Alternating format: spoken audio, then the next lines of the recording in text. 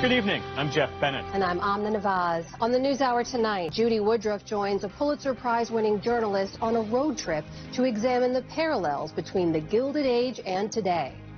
It's often said that we live in a second Gilded Age. We've erased a lot of the 20th century and just gone back to the late 19th.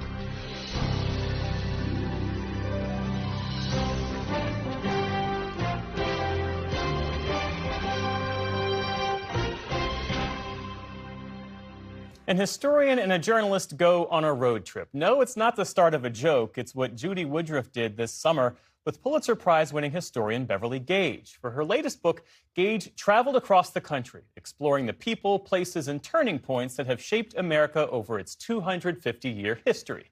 And Judy joined her for part of that journey, starting in Chicago. It's part of her series, Crossroads, America at 250. Elaborate tile work, Edison light bulbs, carved woodwork, gleaming silver. The table is quite something. For you and your 10 best friends to have dinner together. You know, at that time, you would have been served things like turtle soup or angels on horseback. Those were the types of food delicacies. Which is what? What is that? Oysters. These are the trappings of wealth of the Nickerson family who lived here in the late 1800s and helped make Chicago what it is today. Now, the Driehaus Museum, director Lisa Key watches over it all and showed historian Beverly Gage and me around. I liken this house and what this room tells you about the family to sort of someone's social media feed today. It's a curated way to present their values and how they think about the world. Gage first toured the Driehaus Museum and almost 300 other sites around the country when she was researching her book, This Land is Your Land, an historical travelogue covering 250 years of America's past. One of her chapters begins in Chicago, a city that became a symbol for the Gilded Age, when industrialization created eye-popping fortunes virtually overnight. The big story of the Gilded Age is not only about these new concentrations of wealth, but the concentrations of power that produced. And one of the big questions of the Gilded Age and the Progressive Era was, could you run a democracy? Could this country survive as a republic when you were going to have these concentrations of wealth and power? That was front and center in almost every set of political debates during the age. It changed everybody's circumstances. Yes, there was this layer of great wealth. That had an effect on all of society, didn't it?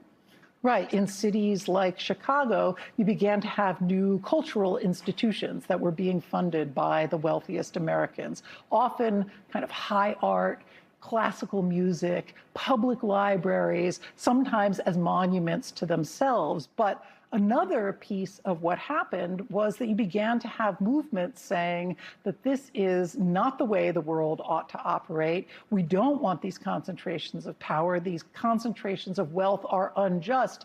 And so you began to have huge conflicts between a mostly immigrant working class in a place like Chicago and the people that they saw as their bosses.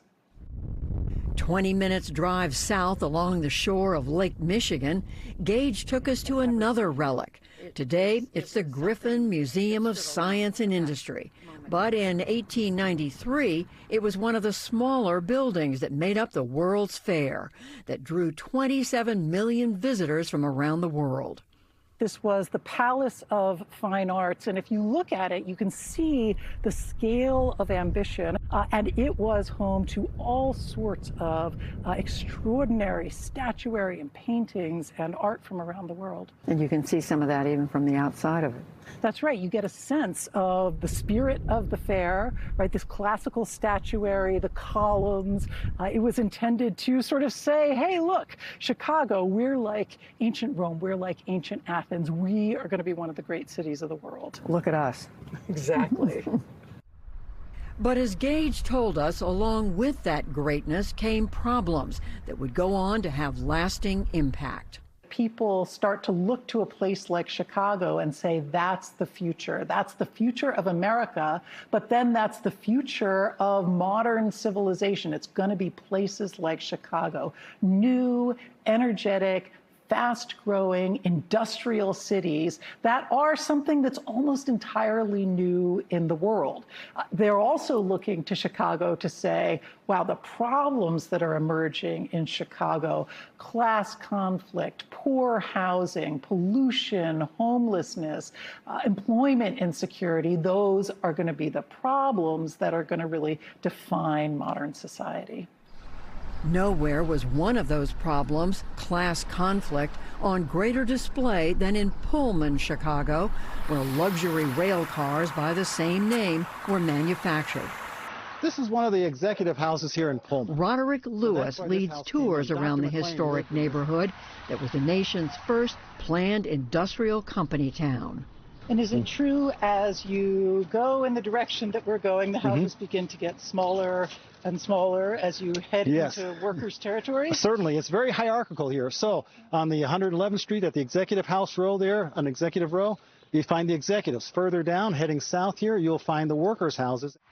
Today, you'd never guess Pullman was the site of a landmark workers' strike in 1894 that forced a nationwide railroad boycott and violent labor conflict, all triggered by wage cuts and high company town rents. So the strike went from May 11th pretty much to the middle of July, unsuccessfully because President Grover Cleveland involved the National Guard, nationalized the local guard here, and broke the strike. It was an important moment in labor relations in the United States. It's a huge moment because it proved that the federal government could step in and actually, through its power and authority, end up breaking strikes and things and using that power against the individual worker.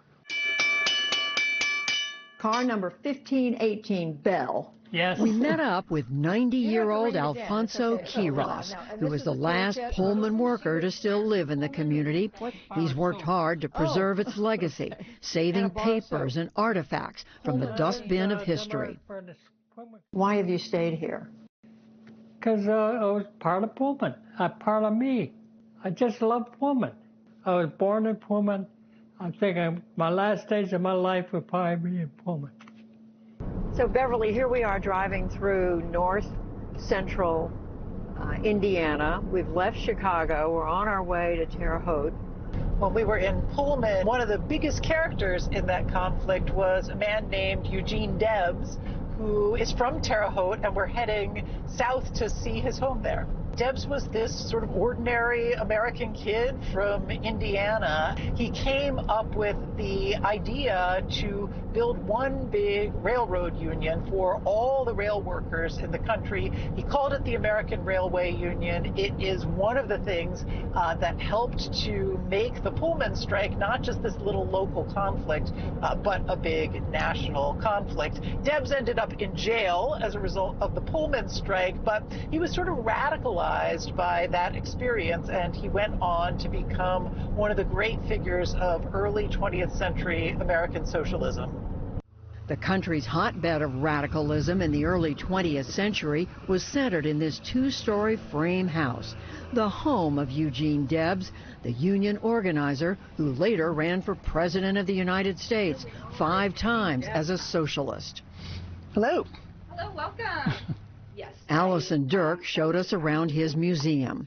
So much of what Debs spoke about and wrote about and organized for in his time are struggles that are not said and done today, even just from a life and death safety perspective, or these issues of wars that we might not have a say in declaring, or immigration, or speech, or who our economy is designed to serve and who's benefiting from our labor at the end of the day. I think these are still fundamental questions about our role in this world today, too.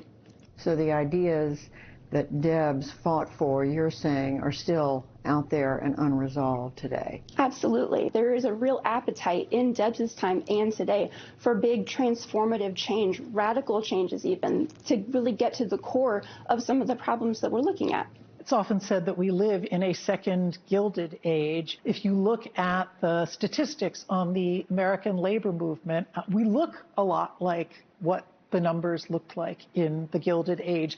But in the middle of the 20th century, you really had a moment of significant labor power that has been falling away ever since. So in the 21st century, it's almost as if on these issues, we've erased a lot of the 20th century and just gone back to the late 19th. Back in Pullman, now a National Historical Park, trains still roll in and out, while many of the questions about wealth, work, and power remain.